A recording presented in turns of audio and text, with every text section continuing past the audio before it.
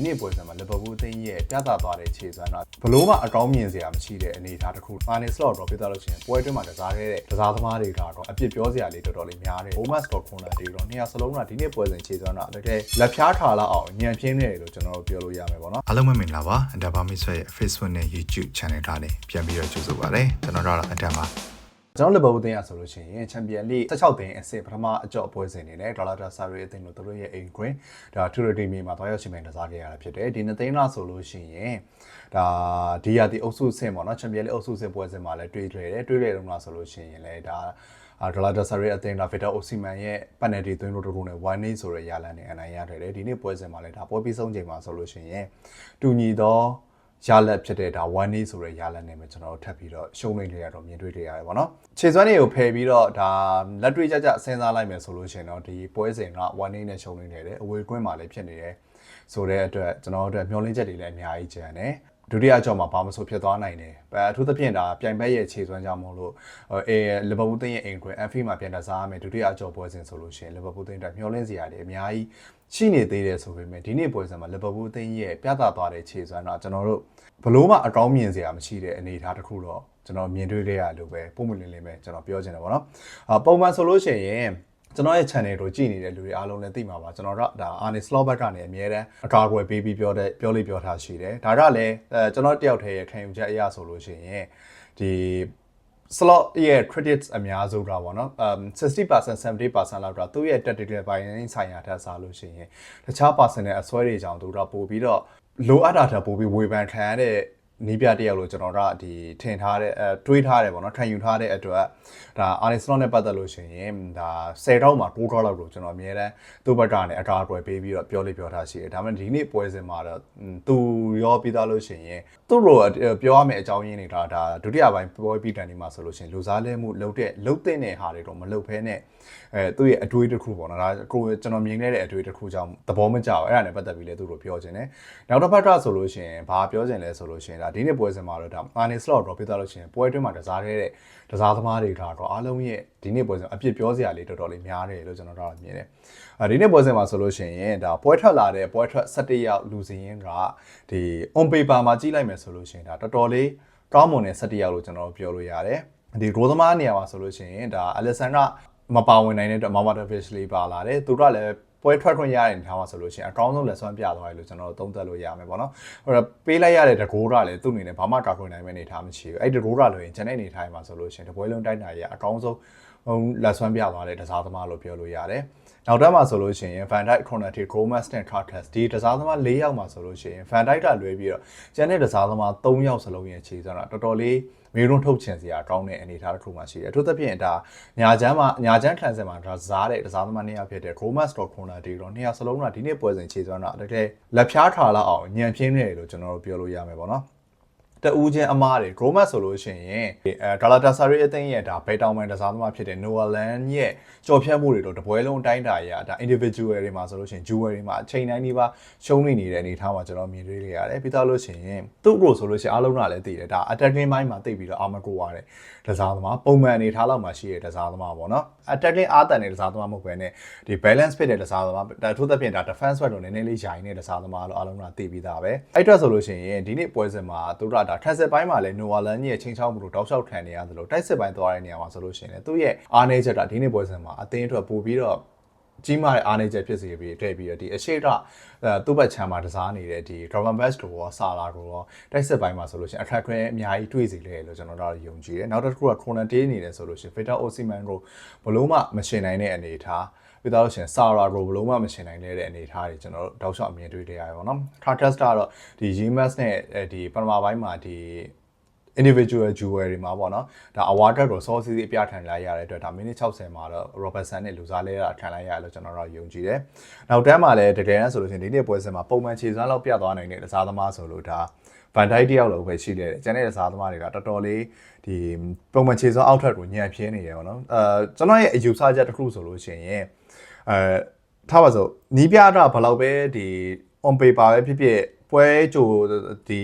tactical ဘိုင်းဆိုင်ရယ်ဘယ်လောက်ပဲစီမံထွန်ထွန်တာ green ထဲမှာရှိရတဲ့စားသမားတွေရဲ့ခြေစွမ်းတော့ပုံမှန်အောက်ရောက်နေပြီဆိုလို့ရှိရင်ကျွန်တော် tactical ဘိုင်းဆိုင်ရတော့လုံးဝမေ့ထားလို့ရတယ်ဒီ Liverpool တင်းရဲ့နောက်ပိုင်းပွဲစဉ်တွေမှာဆိုလို့ရှိရင်အထူးသဖြင့်ဒါ individual error တွေကအများပြားကျူးလွန်နေတဲ့အနေအထားမှာဆိုလို့ရှိရင်နီးပြတာလည်းtactical ဘိုင်းဆိုင်ရတော့တဖြည်းဖြည်းနဲ့သူ့အနေနဲ့ပို့ပြီးတော့ safe side ယူပြီးတော့လုံးမဲ့အနေထားတွေတော့ကျွန်တော်တို့တောက်လျှောက်မြင်တွေ့လာရတယ်လို့ထင်တယ်ပေါ့နော်နောက်ထပ်ဆိုလို့ရှိရင် green ဘိုင်းဆိုင်ရဆိုလို့ရှိရင်လည်းဒါ3ယောက်မှာ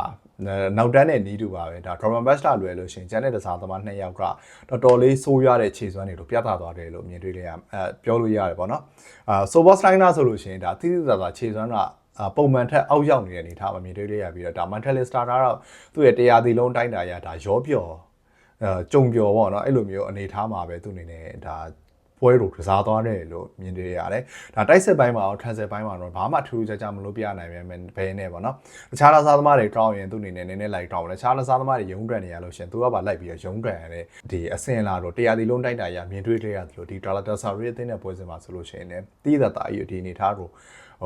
မြင်တွေ့ရလို့ကျွန်တော်အနေနဲ့ပြောလို့ရတယ်ဒါရှေ့တန်းမှာဆိုလို့ရှိရင် Athletic ကတော့နည်းကျွန်တော်တို့ဒါသူ့အနေနဲ့ဒုတိယပိုင်းမှာအပိုင်ခွင့်ရေးရတယ် Galatasaray အသင်းရဲ့ကိုသမားကဒါကာကွယ်သွားနိုင်တယ်ပေါ့နော်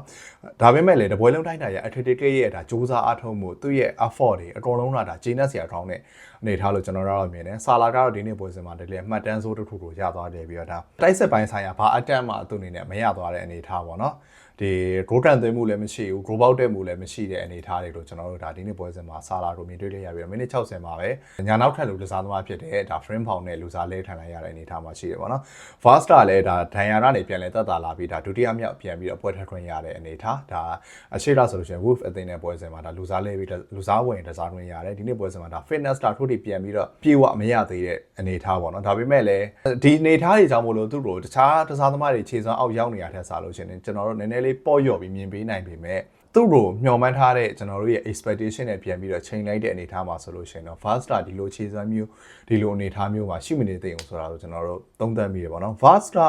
တကယ်ဖြစ်တင်နေတာဆိုလို့ရှိရင်ကျွန်တော်တို့ဒါပုံမှန် goal တွေ assist တွေမပေးနိုင်ဘူးဆိုရင်တော့သူရာသီအစလုံးကပြသခဲ့တဲ့ခြေစွမ်းလိုမျိုးဒါ queen ထဲမှာဘေးတက်မှာလည်းသူကောင်းကောင်းမွန်မွန်ပါဝင်နိုင်ရမယ်ပြီးသားလို့ရှိရင်ဒီတိုက်စစ်ပိုင်းမှာဆိုလို့ရှိရင်လည်းသူ့အနေနဲ့ဒါ space တွေရှာပေးနိုင်တာတွေပြီးသားလို့ရှိရင်ဒီတွဲလုံးတွေကောင်းကောင်းမွန်မွန်လုပ်ပေးနိုင်တဲ့အနေအထားတွေတော့ကျွန်တော်တို့မြင်တွေ့ရမှာပေါ့နော်ဒါပေမဲ့ဒီနေ့ပွဲစဉ်မှာဆိုလို့ရှိရင် fast နဲ့ဘာမှထူးခြားမလုပ်ပြပေးနိုင်တယ်ဘူးပြီးတော့နောက်တစ်ခုကဒါပြောစရာတစ်ခုဖြစ်ခဲ့တာကဘာလဲဆိုရင်ကျွန်တော်ဒါ wolf နဲ့FA Cup ပွဲစဉ်မှာပြောတဲ့လိုပဲ level ပွဲတစ်ပွဲတော့နိုင်ဖို့တဲ့ဆိုလို့ရှိရင်ဒါ tactical ဘိုင်းဆိုင်ရာကလည်းအရေးကြီးတယ် individual brilliance ကလည်းအရေးကြီးတယ်ပြီးနောက်ဆုံးတစ်ခုအနေနဲ့ကျွန်တော်တို့ဒါ training မှာလေ့ကျင့်တာလည်းတွဲလုံးတွေတော့ဒီပွဲမှာအသုံးချဖို့တာလည်းအရေးကြီးတယ်လို့ကျွန်တော်တို့မြင်တယ်ဒီနေ့ပွဲစဉ်မှာဆိုလို့ရှိရင်ဒါ Galatasaray ရစားတဲ့ပုံစံတော့ဒါ high intensity game တစ်ခုကိုတစားတယ် physical ကိုအားပြုပြီးတော့တစားတယ်တိုးသဖြင့် cross တွေ long ball တွေနဲ့တစားတဲ့အနေထားဒါပေမဲ့ Premier League ကပြိုင်ဘက်တွေလိုမျိုးသူ့အနေနဲ့ဒါ low block ထိုင်ပြီးတစားတဲ့အနေထားမဟုတ်တဲ့အတွက်ပြောရမယ်ဆိုရင် Liverpool တင်းအတွက် space တွေလည်းရတဲ့အချိန်ထားတွေကိုကျွန်တော်တို့အများကြီးမြင်တွေ့ကြရတယ်ပေါ့နော်ဒီလိုနေထားမှာဆိုလို့ရှိရင်ကျွန်တော်တို့ဒါကစားသမားတွေကလည်းပုံမှန်ခြေစွမ်းအောက်ရောက်နေတယ်အဲ့ individual brilliance ကလည်းကျွန်တော်မြင်ရမှာမဟုတ်ဘူး individual brilliance မမြင်ရတဲ့အတွက်ကျွန်တော်တို့ဒါ tactical ဘိုင်းဆိုင်ရာလည်းဘာမှအလုံးမဖြစ်ခဲ့ဘူးပေါ့နော်အဲ့လိုနေထားမှာဆိုလို့ရှိရင်ဒါပေမဲ့နောက်ဆုံးမျှော်လင့်ချက်တစ်ခုရှိတယ်ဒါကတော့ဒါ coin ထဲမှာရှိတဲ့တစားသမားတွေသူတို့ training မှာလေ့ကျင့်နေတဲ့တွဲလုံးတွေပေါ့နော်ကျွန်တော်အဲ့လိုတွဲလုံးတွေနှလုံးသုံးလုံးလောက်ပထမပိုင်းအစပိုင်းမှာကျွန်တော်မြင်တွေ့ခဲ့ရတယ်အဲ့ဒီထားတာနဲ့ကျွန်တော်တို့ဒါအသင်းရဲ့တိုက်စစ်မှာ space အကျယ်ကြီးတွေရတဲ့အခိုက်အတန့်လေးကျွန်တော်မြင်တွေ့ခဲ့ရတယ်ဒါပေမဲ့ဒီလိုတွဲလုံးတွေကိုကျွန်တော်ဒီထက်ပိုပြီးတော့များများမြင်တွေ့ဖို့လိုရတယ်ပေါ့နော်အထူးသဖြင့်ဒီလို Galatasaray လိုကိုရီအသင်းနဲ့တိုးတူရှင်တစားမယ်ပြီးသားလို့ရှိရင် physical နဲ့တိုးတိုက်တစားမယ် space လည်းအများကြီးခြံမယ်ဆိုတော့အသင်းလိုမျိုးတွေနဲ့ဆိုလို့ရှိရင်ဒီလိုတွဲလုံးတွေကိုမြင်တွေ့ခဲ့ရမယ်ဆိုလို့ရှိရင်ကျွန်တော်တို့ရဲ့ဒီရလက်ကဒါတမျိုးတစ်ပုံပြောင်းလဲသွားနိုင်တယ်လို့ကျွန်တော်တို့ယုံကြည်တယ်နောက်ဆုံးတော့ဒါဒီနေ့ပွဲစဉ်မှာတကယ်ဝေဖန်စရာရှိတဲ့ကတော့ဒါ Arne Slot ရဲ့လူစားလဲမှုတွေလို့ကျွန်တော်တို့ပြောလို့ရမယ်ပေါ့နော်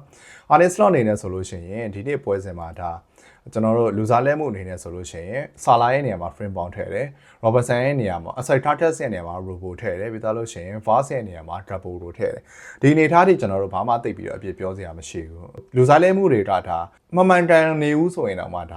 မမားဘူးလို့ကျွန်တော်တို့ပြောလို့ရမယ်လူစားလဲမှုတွေဒါနောက်ဆုံးပြုတ်လုပ်တဲ့လူစားလဲမှုတော့ဒါ83မိနစ်မှာပေါ့နော်တကယ်ဆိုလို့ရှိရင်ဒီနောက်ပိုင်းမှာ85မိနစ်နဲ့မိနစ်80ကြာမှာဆိုလို့ရှိရင်ဒါကျွန်တော်တို့ညာနောက်ထပ်လုံနေရမှာတစားတဲ့ဒါGomez ဆိုလို့ရှိရင်လုံးဝခြေစွမ်းကျသွားတဲ့အနေထား ဒေါ်လာတဆာရီတဲ့ဘယ်နောက်ထန်လို့ဖြစ်ဆိုဘယ်တောင်မှာတစားနေ Noah Land သူမိနစ်89မိနစ်အထိတစားနေတောက်ချောက်မှာဆိုလို့ရှိရင်လည်း Gromas တို့အချိန်ချင်းထားကြော်ပြီးတော့ပြေးတဲ့အနေအထားတွေတော့ကျွန်တော်မြင်တွေ့လိုက်ရတယ်ဒီ Noah Land ရဲ့နေရာမှာဝင်လာတဲ့ဒါ unit ဆိုလို့ရှိရင်လည်းဒါသူဝင်လာပြီးနောက်ပိုင်းမှာဆိုလို့ရှိရင်လီဗာပူးသိရင်ညာ transit ကနေပြီးတော့เนาะ Gromas တို့ကြော် Gromas နဲ့ပြီးတော့ Corner Day တို့ကြော်ပြီးတော့ပြေးတဲ့အချိန်ခိုက်တဲ့နေကျွန်တော်တောက်ချောက်မြင်တွေ့နေရတဲ့အနေအထားမှာဆိုလို့ရှိရင်အသင်းကလည်း goal လိုအပ်နေပြီအသင်းရဲ့ transit မှာတစားနေတဲ့တစားသမားကလည်းရုံးတက်နေရပြီဆိုလို့ရှိရင်ကျွန်တော်တို့ဘာလုပ်မလဲလီဗာပူးရဲ့လက်ရှိအနေထားရဒီညာတောင်မှလူစားဝယ်မီတစားနေတဲ့ frame bound ကလည်းတိတ်ပြီးတိုးလို့မရတဲ့အနေထားမှာဆိုလို့ရှိရင်ကျွန်တော်တို့မှာရွေးချက်စရာတွေအများကြီးရှိတယ်ဗျာတခုတော့ဒါဓာတ်ရိုက်လဲတာပေါ့နော် frame bound တို့နောက်တော့ Gromas နေရာကိုပြန်ချပြီးတော့ရှင် Gromas တို့ထုတ်ပြီးတော့ကျွန်တော်တို့ဒါ Rio ထည့်မလား Rio ထည့်ပြီးတော့ရှင်အရှိမဖြစ်သွားမှာဒါ Athletic Double နဲ့ Rio Andrew မှုဟာ၃ယောက်မှာကျွန်တော်တို့ဒါဘယ်သူ့တို့တောင်းပန်ဖို့ကျွန်တော်တို့တစားလို့ရတဲ့အနေထားဒီ Double ကိုပဲညာတောင်းပန်ဖို့ကျွန်တော်တို့ပို့ပြီးတော့အသက်ဝင်ပြီးတစားလို့ရနိုင်တဲ့အနေထားတွေရှိတယ်ဒါမှမဟုတ်လို့ရှိရင်လည်းဒါ Corner Day ရဲ့အခြေခံတော့ပို့ပြီးစိတ်မချအောင်ဆိုလို့ရှိရင်လည်းဒါ Corner Day ကိုထုတ်ပြီးတော့ဒါ Gromas ကအပြင်ကနေပြေးနေရနေထားပါသူတို့နေပါဝါမကြမ်းတော့ဘူးဆိုလို့ရှိရင် Gromas တို့ center back နေရာပြန်ပို့ပြီးတော့ကျွန်တော်တို့ corner အတိုင်းပဲframe bound ကိုပြန်ဆွဲချပြီးတော့လို့ရှိရင် Rio ကိုထည့်ပြီးလို့ကျွန်တော်တို့ဒါနောက်ဆုံး10မိနစ်လောက်တော့ try မယ်ဆိုလို့ရှိရင် Liverpool သိနေတယ်ချီပါတိုးတော့ပြန်ပြီးတော့ရနိုင်လောက်တဲ့အနေအထားတစ်ခုထိကျွန်တော်တို့မြင်တွေ့ရတာဒါပေမဲ့လည်း slot ဘာလို့ဒီလိုလုပ်လဲဆိုတဲ့ဟာကိုကျွန်တော်ပြန်ပြီးတော့အဖြေရှာကြည့်တဲ့အနေအထားမှာဆိုလို့ရှိရင်တော့ဖြစ်နိုင်တာတစ်ခုကတော့ဒါ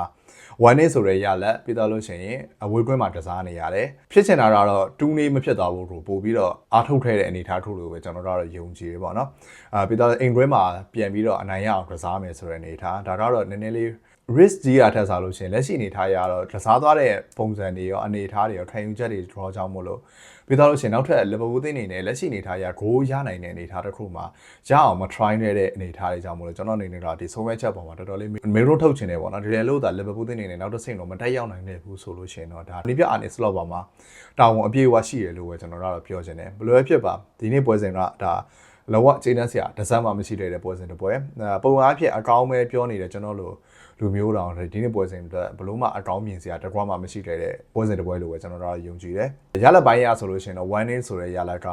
မကောင်းဒါပေမဲ့လည်းအရန်ဆိုးနေတဲ့အနေထားမဟုတ်ဘူးဒုတိယအကြော့ Anfield မှာ